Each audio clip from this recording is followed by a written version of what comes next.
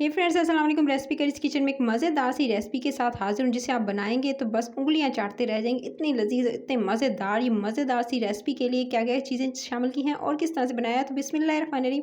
अस्सलाम वालेकुम। सबसे पहले आपने एक बोल के अंदर शिफ्ट करना है। 1 कप भरकर आपने दही गाढ़ा होना चाहिए। उसके अंदर आपने शामिल करना है तकरीबन 2 टीस्पून आपने मिसाला। अच्छा, ये जो मिसाला है ये आपने लेना है, मटन बना रहे हैं तो मटन मिसाला लीजिएगा, मटन कौरमा मिसाला। अगर बीफ बना रहे हैं तो बीफ कौरमा मिसाला। उसके साथ ही आपने 2 टीस्पून के साथ आपने कौरमा मसाला ऐड किया और साथ में 1 टीस्पून धनिया पाउडर और हाफ़ टीस्पून टू 1 टीस्पून कुटी हुई लाल मिर्च आपने इसके अंदर शामिल कर देनी है। और ये तमाम मसालों के साथ आपने शामिल करना है आधा टीस्पून आपने लाल मिर्च का पाउडर। फिर आपने नमक शामिल करना है हस्बे ज़ायक़ा। कौरमा मसाले के अंदर नमक होगा, सो मैं 1 टीस्पून के करीब इसके अंदर शामिल कर रही हूँ। बाद में चख के इस्तेमाल कर सकते हैं हस्बे ज़ायक़ा जितना आपको पसंद हो। उसके बाद आपने इसके अंदर कसूरी मेथी शामिल करनी है, थोड़ा हाथों से मसल कर। उसके बाद आप इसके अंदर शामिल कीजिएगा 2 टीस्पून भरकर कसूरी मेथी। अदरक लहसुन का पेस्ट 1 टीस्पून भरकर शामिल करेंगे। पेपरिका पाउडर आपने हाफ़ टीस्पून इसके अंदर शामिल करना है। ये लाल देगी मिर्च होती है गाइस। तमाम मसालों को बहुत अच्छे से मिक्स करेंगे और मिक्स कर लेने के बाद गाइस ये कुछ इस तरह से आपने मसाले को रेडी कर लेना है। अच्छा, इस तरह से आपने मसाले को, जो दही वाला मसाला है, इसका रेडी करने के बाद अब आपने इसके अंदर शामिल करना है। अच्छा, चाहें तो आप मटन से भी ये रेसिपी बना सकते हैं। सेम रेसिपी आप जो है वो बीफ के साथ भी बना सकते हैं। सो इस तरह से मैंने जी हड्डी वाला गोश्त लिया है और इसके साथ हड्डी और बोनलेस दोनों मिक्स करके मैंने इसके अंदर शामिल कर दिया है। और तकरीबन मैंने लिया है हाफ़ केजी। आधा किलो गोश्त को आपने इस तमाम मसाले के साथ बहुत अच्छे से मिक्स करना है और इसके अंदर जो है वो आपने मैरिनेट करके छोड़ना है। तकरीबन जो है आप इसे चाहें तो पूरी रात आप मसाला लगा के रख सकते हैं, अगर ज़्यादा अच्छा रिजल्ट चाहते हैं और टाइम नहीं है तो 2 घंटे के लिए तो एटलीस्ट ज़रूर लगाएगा। पहले तो पूरे जो दही वाला मिक्सचर है उसको अच्छे से जो है वो आप इस तरह से मिक्स कर लीजिएगा। अच्छे से मिक्स कर लेने के बाद अच्छे से, ताकि जो इस पे अच्छे से मसाला लग जाए दही वाला, एक-एक जो आपको बोटी नज़र आ रही है उस पे आपने मसाले को अच्छे से कोट करना है, ताकि जायका हर बोटी के अंदर आपको महसूस हो। सो जी पहले जी अब आपने पहले इसको अच्छे से मसाला दही वाला लगा लिया। लगा लेने के बाद बाकी की चीज़ें इसी में ऐड करेंगी। कोई आपको अलग से मसाला बनाने की ज़रूरत नहीं है। झटपट की रेसिपी है लेकिन इतनी लजीज कि उंगलियां चाटते रह जाएं।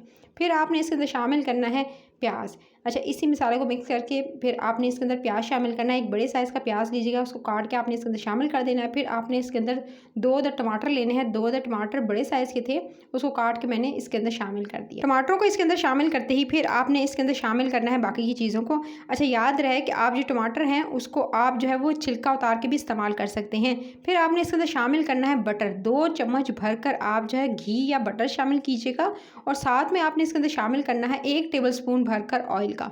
दोनों चीज़ों को आप साथ शामिल करेंगे और एक अच्छा सा टेस्ट आएगा इसके अंदर। तमाम मसाले लगाकर मैंने छोड़ दिया था इसको तकरीबन 2 से 3 घंटे के लिए। उसके बाद आपने प्रेशर कुकर के अंदर या पतीले के अंदर इसको शामिल करना है, यानी इसके अंदर डालना है। और क्योंकि इसके अंदर ऑलरेडी घी वगैरह और उसके साथ ही जो है ऑयल वगैरह शामिल है, सो इसके लिए आपको अलग से मसाला बनाने की ज़रूरत नहीं पड़ेगी। सबसे पहले तो आपने इसी पानी के अंदर, जो कि दही का पानी है, इसी में इसको फ्राई करेंगे, मतलब कि इसकी भुनाई करेंगे, ताकि जो है वो अच्छे से गोश्त जो है उसकी भुनाई हो जाए। तो गोश्त की भुनाई करते हुए ये देख सकते हैं पानी अपना ही, अब दही जो है और टमाटर का जो पानी है उसमें गोश्त जो है वो काफ़ी हद तक जो है टेंडर सॉफ्ट हो जाएगा, तो गल जाएगा। सो इस तरह से ये देख सकते हैं जैसे टमाटर का पानी ड्राई हुआ और उसके साथ ही अब आपने भुनाई की तकरीबन 5 मिनट और उसके बाद आपने इसके अंदर पानी शामिल कर देना है। अच्छा, पानी की मकदार मैं इसके अंदर शामिल कर रही हूँ, तकरीबन आपने 1 गिलास पानी का शामिल करना है। 1 गिलास पानी शामिल करते ही अब आपने जो है ढक्कन लगाकर इसको तकरीबन 15 मिनट के लिए, 10 मिनट के लिए आपने कुकर को चला लेना है। और लेकिन इससे पहले आपने इसके अंदर शामिल करना है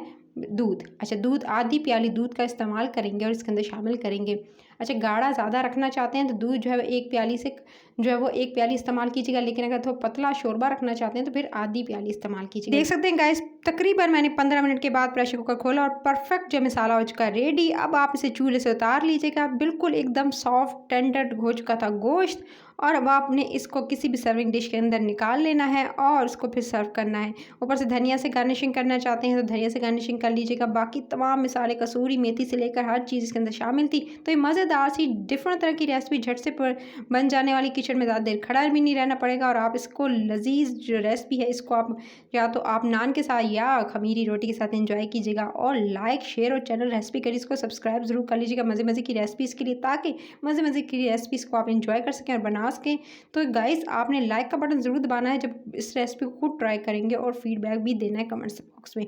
तो कैसी लगी आज की रेसिपी? अपना ख्याल रखिए। Till the next video, take care.